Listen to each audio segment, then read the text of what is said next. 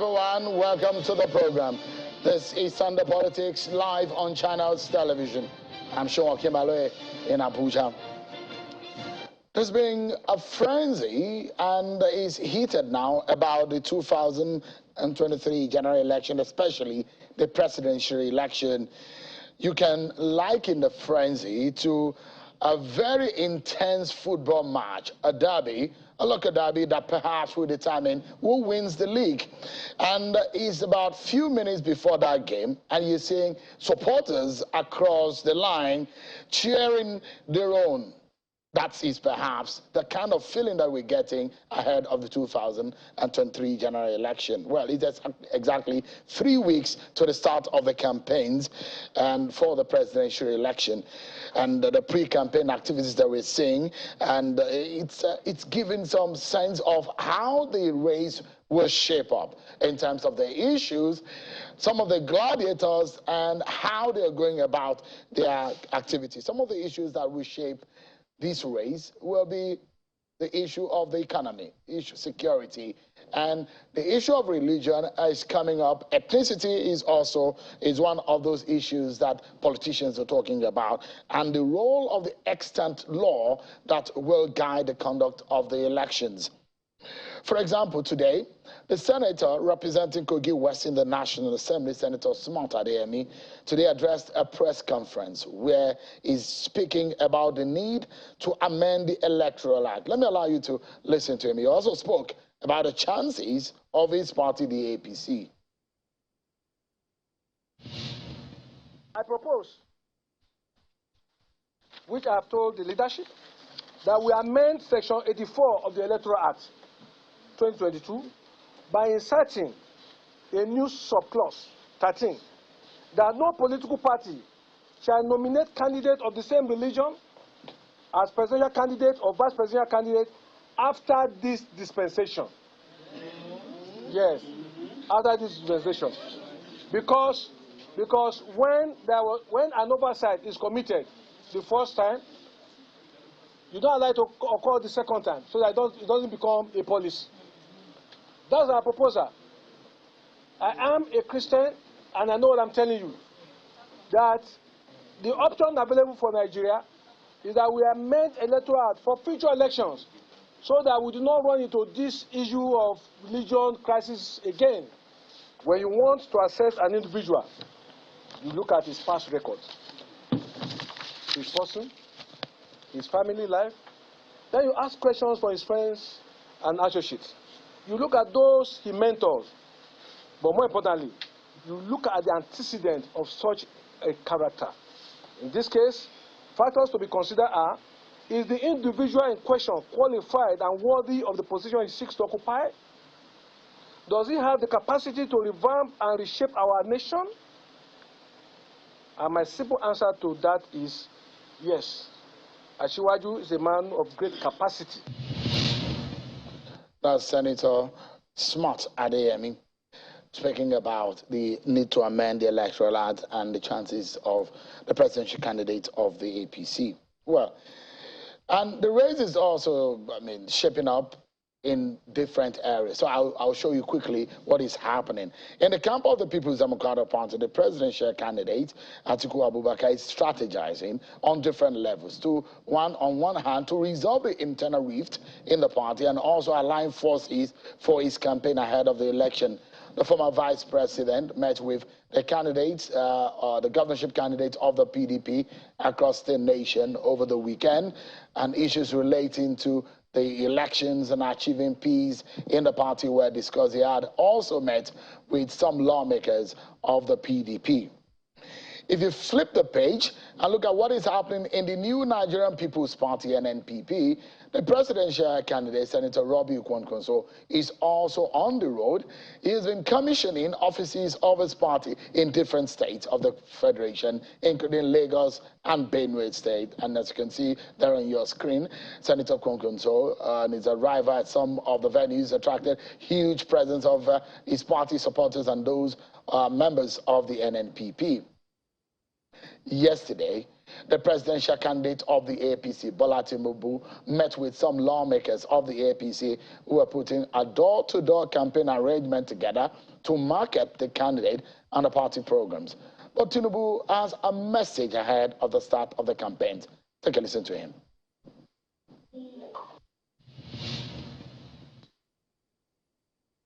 Confidence boosting measure established. Forward looking and hope rekindled for the prosperity of our country. The determination that we are not just the one to hurl abuses and insults at our rival party. Why? We don't need it. We are smarter. We are brilliant. We are courageous. We are not like them.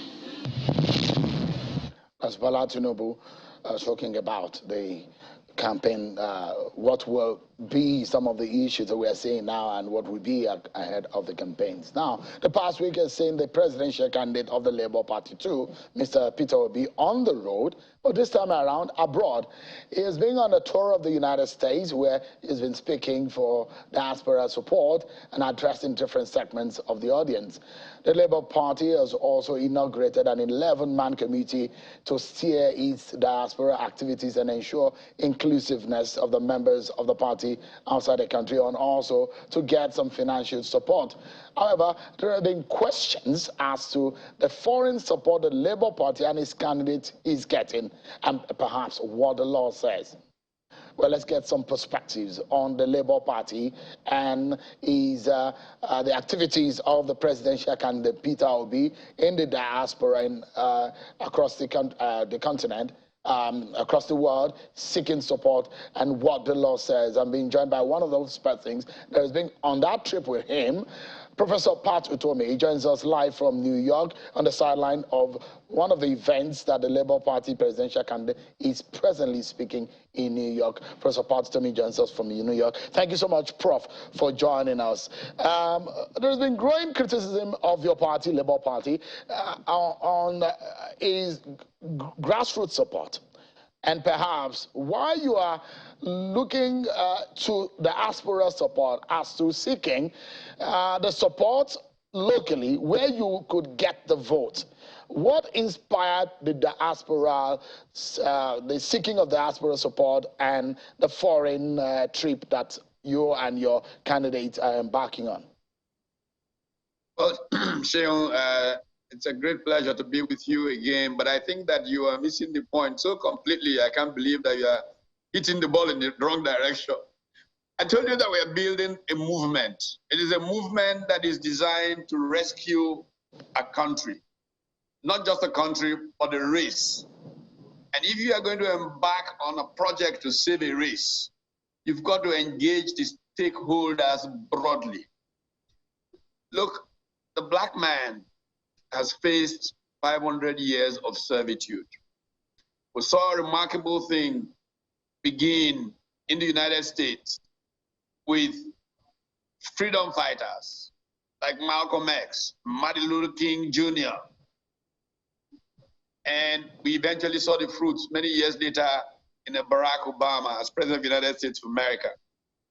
We watched the planet evolve.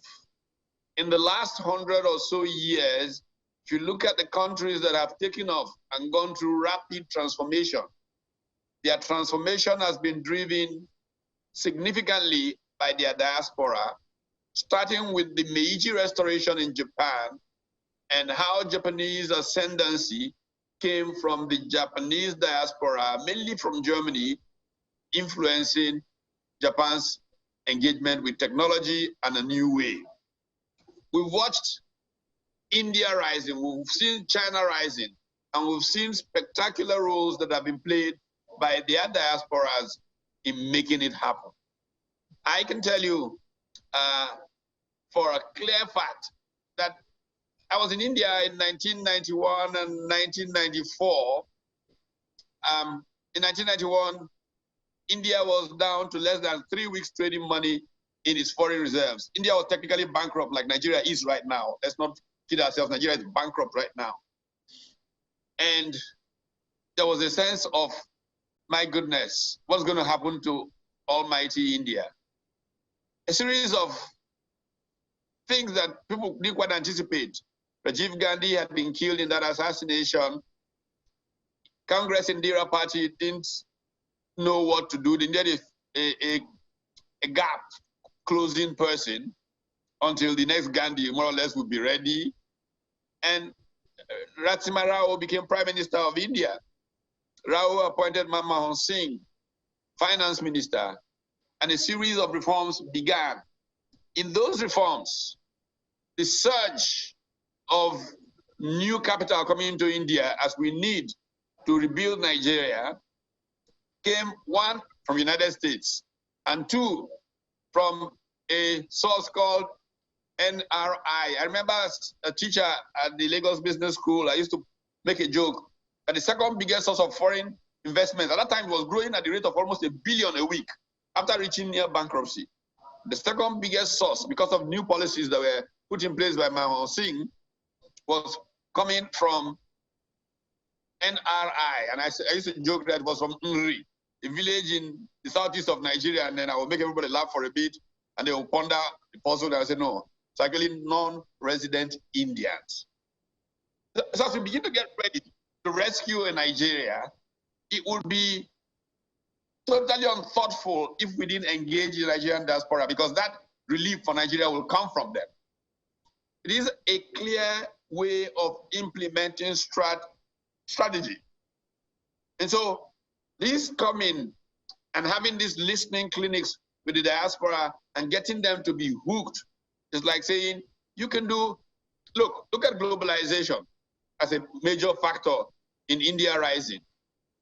We have seen American economists, Nobel Prize-winning economists, Joseph Stiglitz, first wrote the book, Globalization and Its Discontents, pointing to some basic challenges of globalization. And then more recently, someone like Paul Krugman, another Nobel Prize winner who supported globalization, beginning to say, wait a minute, maybe we should begin to rethink this, some things in globalization. But what have we seen? The Indian economists like Jagdish Bhagwati have written books in praise of globalization. Why? Their role as academics essentially drove India's profit from all right, Prof. Yeah, so essentially, Prof, if we summarize, and I premise the first question on the essence of the diaspora support you're seeking, because essentially, what will make your candidate be the next president is the actual votes. Whatever support you're getting will amount to nothing if the votes don't come. That's why I premise my first question on that. So essentially, what you are trying to do abroad is to garner a support for the agenda of the Peter Obi and Labour Party. That's it, isn't it? That is it, because if you run around, get elected, and you don't have a path to implementation, you've just wasted time getting elected. That's one. The second bit is that you underestimate what the diaspora can do. Look, a country that has collapsed like Nigeria, where its biggest source of foreign revenue, oil, is giving it far less than diaspora remittances. Nigeria is actually on a life support system held up by the diaspora. So if we get that diaspora to say to all these people who are sending money for burial, for just basic survival, eating, for everything, look, you got to free us from this pressure by making the country work.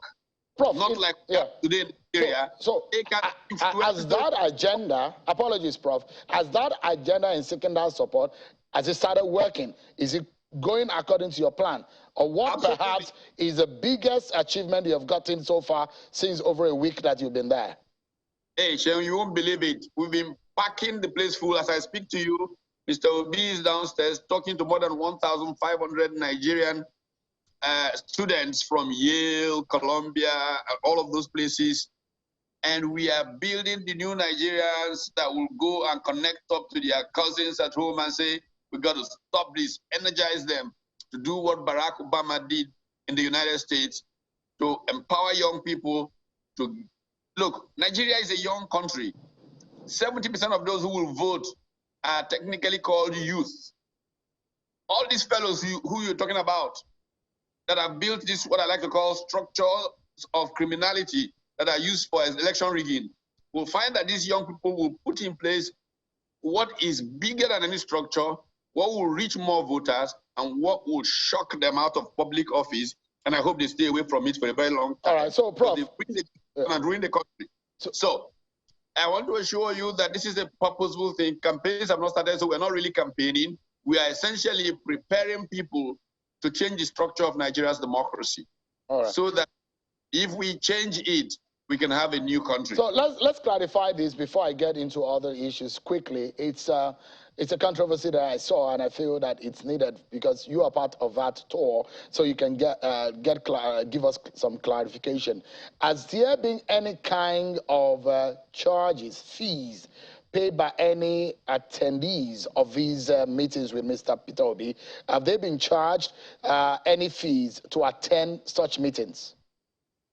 We have been invited to events. We don't know what the mechanics are, you know. So in America, it's a tradition. If some people give it breakfast or dinner, they may charge people to come to it. But we've not been associated with anything. We just get invited by Nigeria groups and we attend. So I don't think that is an issue we've engaged with in any shape, form, or any ways.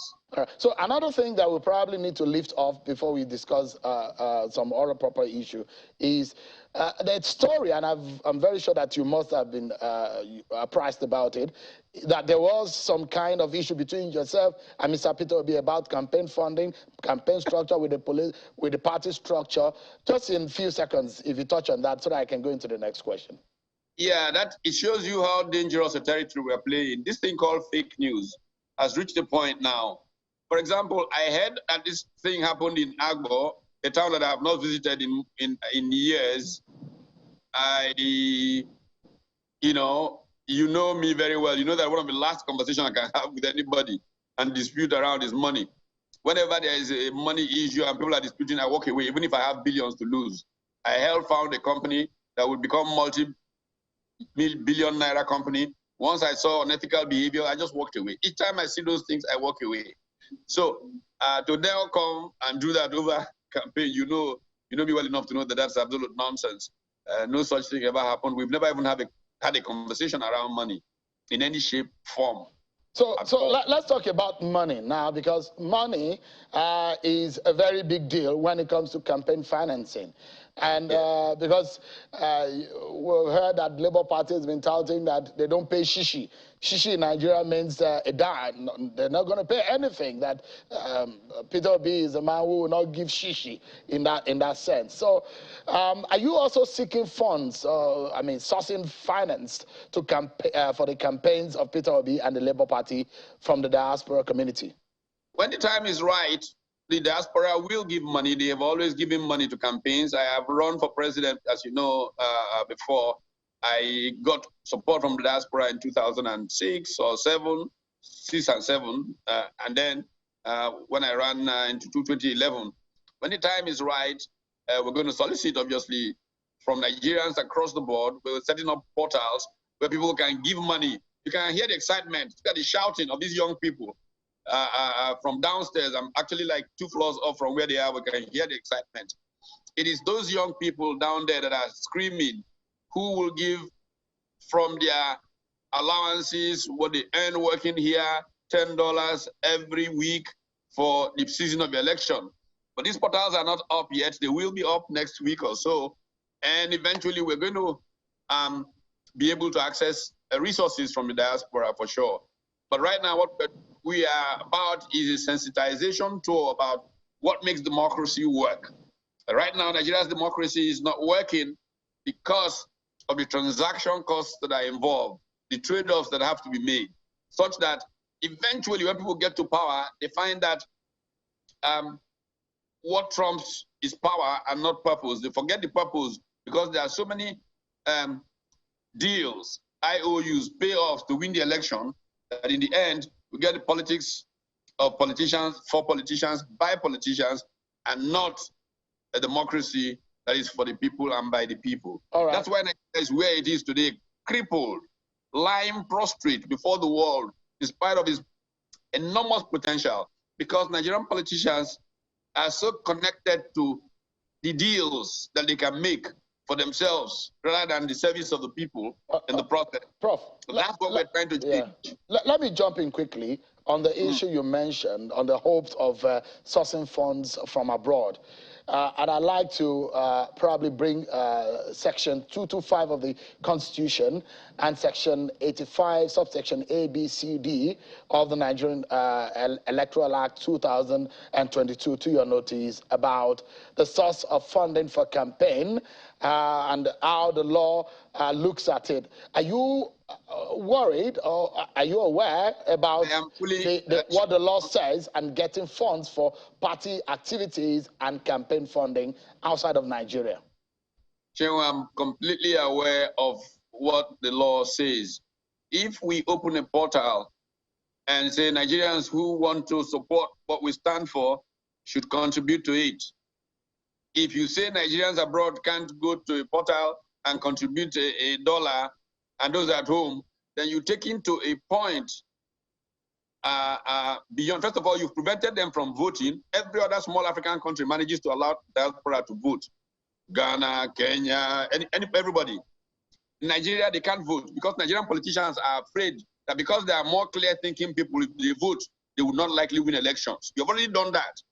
That has created a class warfare between Nigerians who are excluded from their democracy and those allowed, because currently bad performing politicians are afraid that right-thinking Nigerians abroad will vote. Now you say they can't even give 100 naira to a candidate. Are you clear what you are saying? Do you believe yourself? Prof, I mean, it is not what I believe or it is what the law says. It's about what section 225. I'm just telling you the truth of what you're saying. Yeah, no, you might have a problem with what the law says, but the law is what the law is. But I just want to show that smart Adeyemi is proposing changing the Electoral Act. Maybe that's one of the things they should be changed. So, but presently, because you have told us tonight that you have plans to source funds from diaspora, and now there is a contravention. Yeah. So, but are you worried that? So, what the law says, Prof, is that such funds are going to be forfeited. If such funds are found that they are coming from outside of Nigeria, they are going to be forfeited. What ways are you putting up to ensure that you don't run foul of the law? I am shocked that you, who watched the candidates in the PDP and APC share US dollars in Nigeria and they are not in jail, that you could be saying such. I'm asking a question, Prof. Can there be anything more of a travesty than that? This is not my view, Prof. I'm asking a question based on what the law says. And this is the law of the Federal Republic of Nigeria, not a document that I wrote, Prof. I'm just asking a question that, are you aware of what the law says? You're the victim of the law. You're a victim. So I won't push it to you. You're the victim of it. Not the law. What we're saying is that we're going to have a portal and every Nigerian can go in and make their contribution. What can be more democratic than that? If there's a law that opposes that, that law is fundamentally flawed, does not deserve the name of law. Look, let's talk about law. You know, there's a lovely little book written in 1850 by a Frenchman that was titled exactly The Law.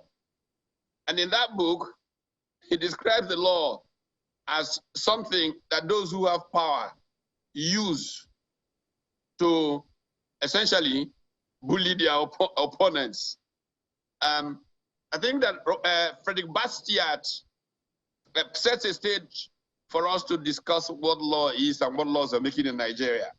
Laws that are designed to prevent the Nigerian people from taking their country back do not have the force of legitimacy. All right. And must be opposed, must be changed, must be rejected, so that what we are doing, as I've said, is a movement. I told you on that seat you are sitting on, Sheung, that we're building a movement that will change Nigeria. Some people are rigging things together in parties to win elections. We're not looking at rigging things together for one election. We're looking at changing the lives of people permanently going forward through a movement that is essentially a revolution of liberation for the black man. Because this is what happened to us. We have been allowed to become the laughingstock of the world because we have poor leadership that has come through bad elections, through abuse of democracy, and through state capture. That is the current order. All right, Prof. We must hang it here. And all of the world. Yeah, but I must thank you. I literally dragged you out of that meeting downstairs where you're supposed to be attending, where Mr. Peter Obi is speaking right now in New York. Let me allow you so that you can get back into that meeting and probably get some more support that can get some funding. Hopefully, you don't get you and your party into trouble about the funding. I assure you, we will not get into trouble. We love Nigeria. We love Nigerians, and Nigeria will rise up again in spite of what they are trying to do. Yes. Thank you so much, Prof. And I wish you and your party the very best. Thank you so much indeed. Yeah, let's switch gears now, everyone. It's just a few weeks to the start of the campaign, and the African Democratic Congress, ADC, has suspended its presidential candidate, Kachikwu, from the party.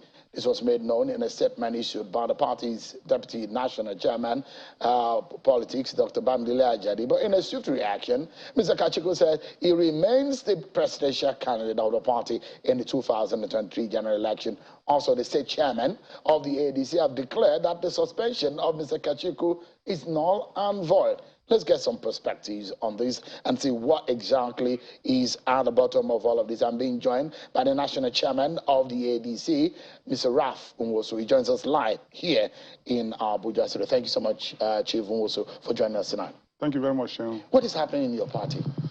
Why did you suspend your presidential candidate? Thank you very much. A lot of things have been going on in ADC. Especially after our national convention. A lot of things has been going on. It's been 3 months after the national convention. I have watched your clips today of how people are, other parties are making consultations, they are opening their offices, they are doing different things. And frankly, all the effort we put in to build the third largest party in Nigeria, where we had 12 persons contest for the presidency, immediately after the national convention, seemed to be going down. And we thought this shouldn't be. We've been holding consultations with our presidential candidate. We have discussed different things. He will say, prepare these documents, do this, and so on. And the moment we finish doing that, another issue will come up. He will decide he was traveling overseas. He's done overseas travel for more than 5 times. And each time we say, come, we have all built this thing. And we've gotten to this level. The third force was more or less my concept. I got involved in a lot of different organizations, including, even the labor organization, every organization, to join this movement. Then we succeeded in having 12 persons run for president. And then all of a sudden, ADC has been stampeded into almost motionlessness. And this will frustrate both founders and members of the party. There was a time, about 2 months ago, when I thought that national chairman was the issue. And I said, I'm ready to resign so that maybe somebody that the candidate can work well with. Because I saw, and I still see, maybe winning the presidency. I saw that then, and in our strategic compass, I see him winning the presidency. So when I thought maybe we couldn't jam, I invited some people. I said, I'm ready to step down because I see the future. You wanted him to step down? No, that I wanted You want to step as a chairman? To step down. You've been there for 17 years, isn't it? I'm going to get to that. Now, but after we finished discussing, leaders of the party said, no, you can't step, because I thought, come, let us move on well. You're one of the founders of the party. I am actually the founder. And then, but I brought together friends. And I tell you, this thing has sucked me. I have spent almost all my resources doing this. And what was the intention? To build a transmissional party in Nigeria. The first year after we founded this party, in 2006, 2007, I got Professor Pat to Tommy because we wanted to build a particular brand. He was the first person we put up to run for the presidency. After that, we had also put up a couple of individuals. But that's not the issue. But frankly, our party all of a sudden went down. You know the level of our activities before our national convention and now. But that is not, now going back, we founded this party in 2005 and then got registered in 2006. But by 2000, a lot of transformation has happened moving forward. We've got other parties subsumed into ADC.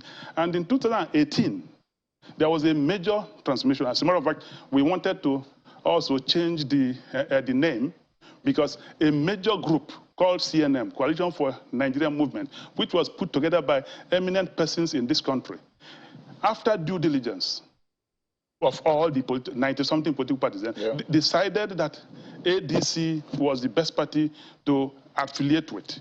And we now had a new ADC. As a matter of fact, people insisted that they wanted the name changed to Coalition for Nigerian Movement Party. But one of the elder statesmen, the former president, said, no, maintain that name. Our constitution, but we had to redo the constitution. We had to redo our symbol, handshake. So you have been in the middle of all of this from the beginning. We need to take a break because it started to be for us to take a break at this time. We'll take a break, and when we come back, there are a few issues that I'd like you to talk to so that you can clear the air about some of this matter. We'll take a break, everyone, and when we return, more on the ADC, perhaps one of the so-called third force political party in Nigeria that has suspended its presidential candidate, Kachikwu. We're getting more views from the national chairman of the party. Stay with us, everyone. We'll be right back.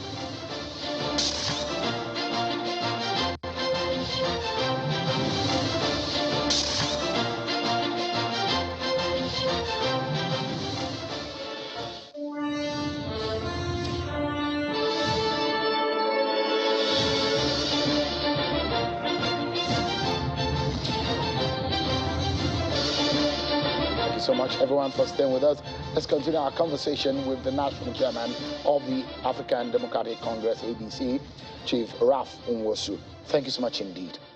So, did you warn Mr. Dumebi Kachikwu, your presidential candidate, before the suspension of Friday? Friday. The statement came on Friday, isn't it? Friday evening. But it wasn't signed. Are you aware about the drafting of the statement? We are aware. Almost everybody in the NWC participated, and so on. So did you warn him that it was risking being suspended from the party? Many times. What was your alternative if you think of suspending your presidential candidate? Does it put the party's chances at risk? It's either we are running or we're not running. We have about 1,984 candidates on our ballot.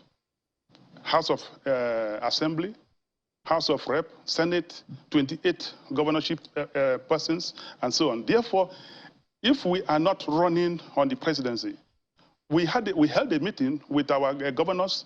As a matter of fact, we are planning to have another meeting with our senators and all of them, because every ballot is important to us. In 2011, it's because of one House of Assembly that we won that ADC stayed alive. Otherwise, we would have been deregistered. So all the ballots, governor, everyone, they are very important. And immediately after our national convention, we wanted to solidify the national race. After that, we go down. But, you know, it was frustrating. So now, let me ask you, there are questions that have been raised about your staying in office. In fact, you are being regarded or referred to as a sit-tight national chairman. You've been in this office for 17 years, isn't it? Since the inception of the party. The party has transformed at different times. So you have been the chairman from that time, from 2005 to date. You've been the chairman of the party. Does the law allow you to stay for more than 4 terms? Now, the constitution, I'm talking about the constitution of your party now. We adopted a new constitution in 2018 after different organizations came together to form the new ADC in 2018. And in 2018, we all agreed. Governor Onyulula was there, and everybody, we all agreed that there's a new party. They actually even insisted that the name should be changed. But eventually, you know, they said ADC as a brand is strong.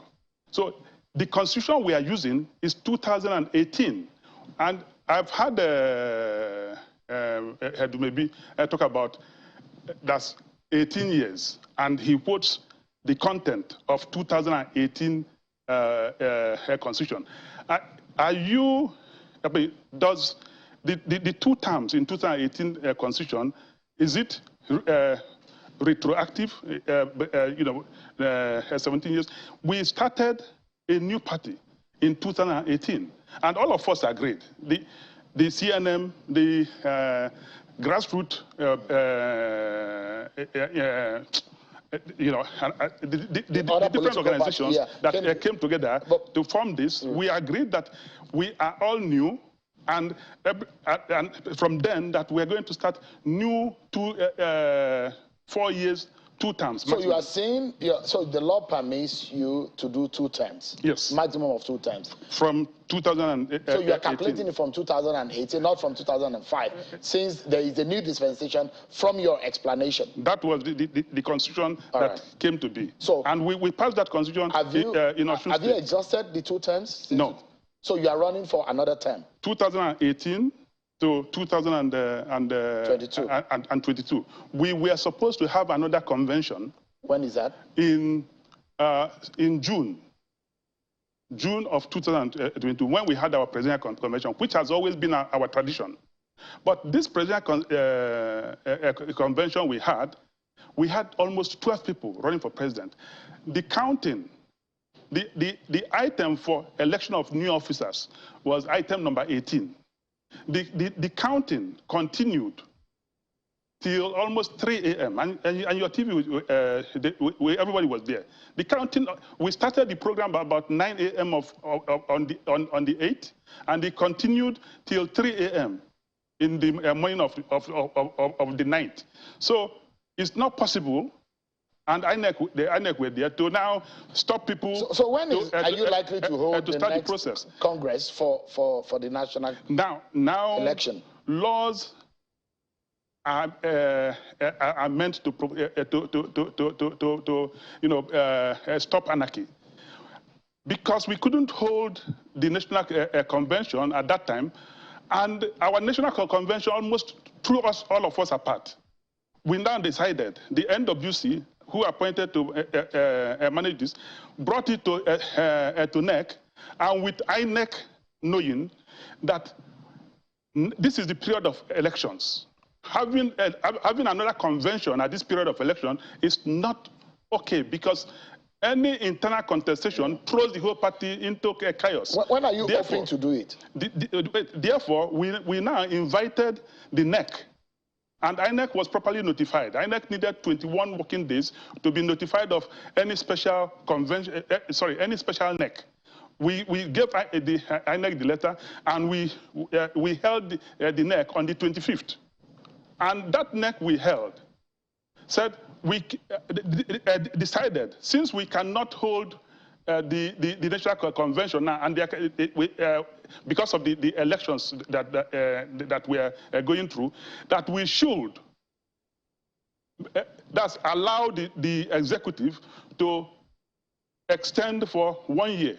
It was voted for, as I think Dr. Jadip moved the motion, and everybody Almost 100%. I carried it. All right. So let's bring these conversation. It's purely legal. So you are on a APC, right standing. APC has done that. The national chairman. PDP has done that. Mr. Nwosu, you still remain the national chairman? Yes. You still are planning to run for a second term?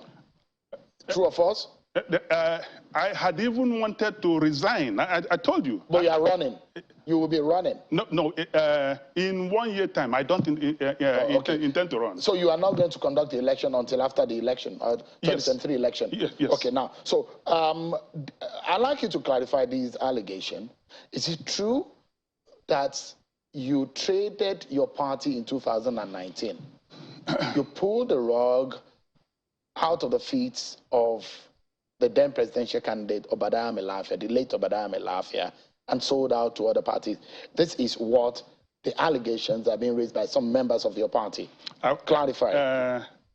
In 2019, Governor Oyinlola was, one of the leaders of the political party. So we have a lot of people who can talk. But then I feel particularly offended. If I have anything in this process, my character and my integrity. As a matter of fact, I had that yesterday and I felt particularly pained. Our candidate have at different times called almost everybody, funny names. But this I have referred to my lawyers, and I'm going to take it up, even if that is the last thing I will do. I'm going to take it up. It's almost ludicrous. So you did not do it? 100%. I can assure you that. And you didn't go into alliance with any political party? Excuse me. With the late our candidate, about 40-something political parties formed CUPP, if you will remember. We formed CUPP. ADC was part of it. As a matter of fact, Governor Oyinlola was the DG of CUPP. And in that agreement, which many parties were part of, and you can ask all the parties, we said we are ready to choose the best presidential candidate. That CUPP will bring out one candidate. So that was the premise in which, no, your party formed alliance that time? And all of us were part of it. We signed. So let's close the conversation. And this is just something that I'd like you to respond to in 30 seconds. So for those members of your party who are not happy about the situation, they feel this is a personal grudge between you and Mr. Dumebi Kachikwu. Is it so? Difficult to explain. I have never had difficulty relating with all the persons I have dealt with in my life.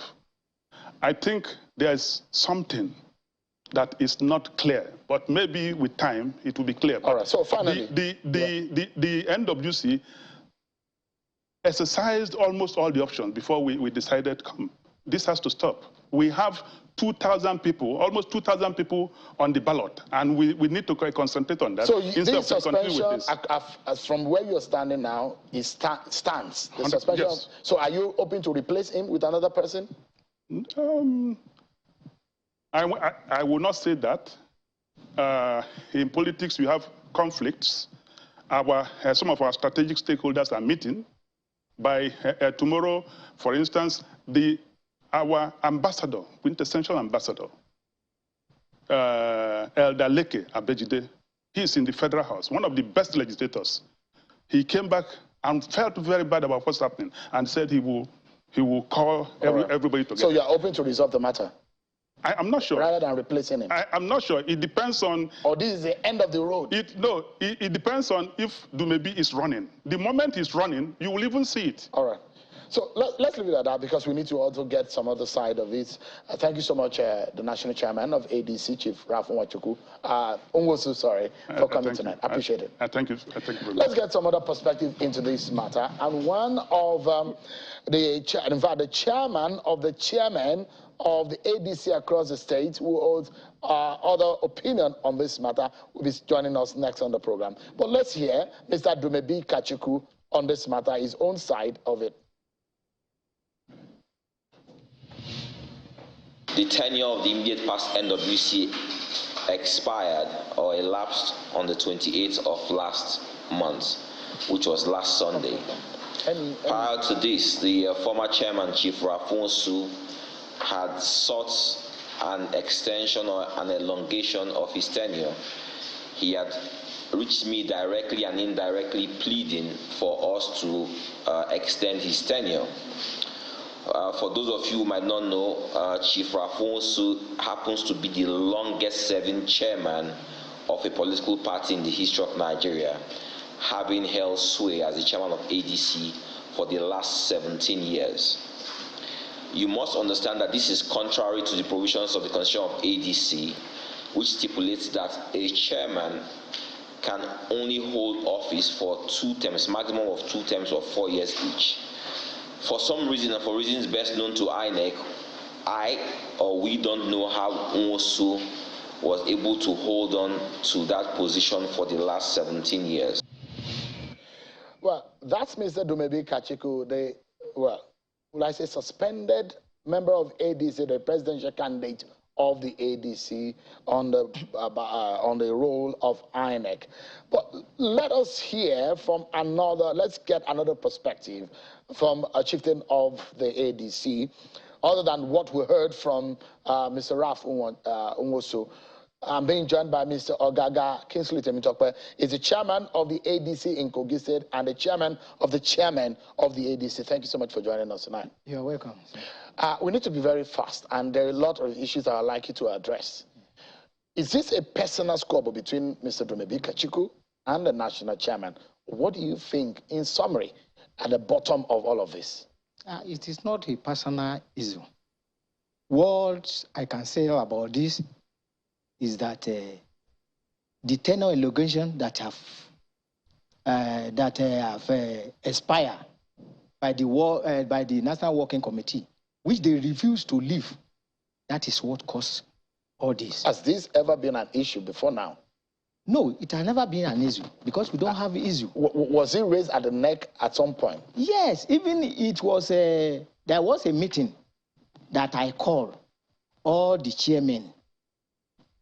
When we held that meeting, it was that time that we realized that the tenure of the NWC, that is National Working Committee of African Democratic Party, supposed to have lapsed on the 21st of August. It's not even 28. It was 20.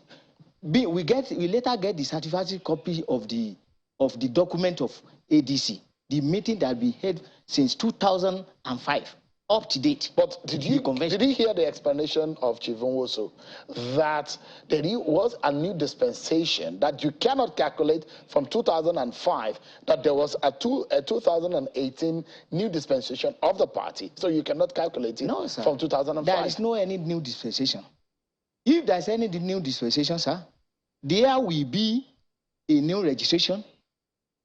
There will be the logo of the party did not change. The name of the party did the constitution change? No, it is not in the document. Go and look at the INEC. We have all the true certificates, all the true certified copy of ADC. Who is the national chairman of ADC as we speak? We don't have national chairman now. His tenure has lapsed. The only constitutional authority that have it is the NEC, which are the chairmen. The only person that joined the NEC is the sitting House of Rep member, Honorable Leke Abijide.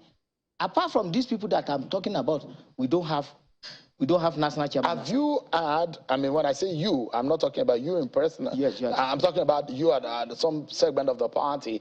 Had any issue with Mr. Nwosu? No, he's the one that even made me a forum chairman. We are together. Why did you fall out with him? Well, it's not falling out. It is about the constitution of the party. So you're asking Article 20A, spell it out. All these allegations against him, he doesn't take it lightly. He said he's going to seek redressing. Let him go to court. I mean, there are allegations of issues of money, allegations of selling out the party. Has there been any of such? Clarify. So he will never dare go to court. Why not? Because I know. Like what the chairmen are saying now. We have 30%. After selling forms, there's an agreement that the 30% of those form of the money of the form will go back to the state. As I am talking to you now, he have not remitted anything. And I asked him that before yesterday. He called me. He was pleading. And I said, Chairman, this is not about pleading. It is not personal issue. It is not about your personality where we are fighting. We are telling you what the constitution of the party says. So there are financial issues? Yeah, there are the financial issues. We are not in the FCC. We fraud the FCC. About this matter? About this matter. Who do you think is the culprit in this matter, in this issue of financial, if there was any kind of misappropriation? It's the chairman. This chairman if the chairman did not sign, there's no way they can get money from the bank. Apart from this money, is there any other issue that, financial issue that have been raised aside the 30% that you talked about? Yes, there are a lot of misappropriation of funds in ADC. If you look at our account, if they call external auditor to come and audit and see what have happened there, you will see. Is there any issue about trading of your party? Yes. But what happened? It cannot, dear. It is only because you did not call us together. If you call us together... By protocol, I mean, I understand how political party protocols if not operate. So, I will remind him. By protocol, you are junior to him in the party hierarchy. Yes, it might not look too good to put the two of you together, and I like to respect people's feelings and people's views on this matter. It's hard to say, and that's why we're asking you to have your say. See, I'm telling you that the way the party are being governed, they are not following constitution at all. And that is why the NEC now want to stand. Because we cannot leave the vacuum. There must be leadership. Where is the NEC? When is the NEC meeting? Tomorrow. So there's in Abuja? In Abuja here. So what are you proposing to the NEC? We are proposing to set up a committee. That is a interim committee. Or we call it caretaker. But from your party's constitution, which I drew from the Annex website, the national chairman will be the one to convene the NEC of the party. Where is the national chairman now? When we did not have a national chairman now, see, the only body that can stand now is only NEC, which are chairmen, and that of our House of Rep member seated there also. Their tenure have lapsed. Have you ever seen where a dead man is a master of ceremony on his own day, on his own funeral? Somebody that is dead. Their tenure have lapsed. So what happens to the suspension of Mr. Dumebi Kachikwu? I don't see suspension. A letter, you read the letter. So, is it signed? Is the letter signed? Any letter that is not signed is just an ordinary paper. How do you hope that this matter will be resolved? This can be resolved. We have been calling our elders and those people that want to put there as a caretaker committee, giving them nothing less than no more than 2 months to do to call for a convention, so that we can elect our principals, the NWC. On a final note, Mr. Gaga, could there be a linkage between what happened in your presidential primary to all of this issue, the issue of money exchanging hands from the delegates, from some of the candidates to the aspirant to the delegate? Was there any such? No. What I just know is that our former chairman, Chief Nwosu, demanded money from the candidates.